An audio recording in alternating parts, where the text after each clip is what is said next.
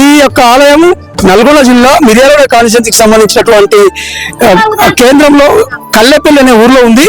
ఇక్కడ ప్రతి గురువారము ఆదివారము జాతరలాగా తండోపతండోగా తరలి వస్తుంటారు.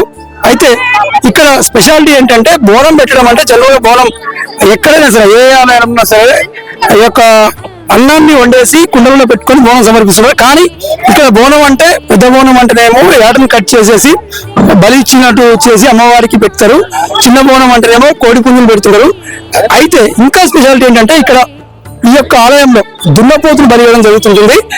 ప్రత్యేకంగా ఈ ఆలయ ఉత్సవాలప్పుడు మాత్రం ఆ దున్నపోతులను బలిస్తారు. కానీ కోరిన కోరికలు తీరినట్లయితే ఈ యొక్క ఆలయానికి ఆ యొక్క భక్తులు దున్నపోతుల్ని విరాళంగా ఇస్తుంటారు, వదిలేస్తుంటారు.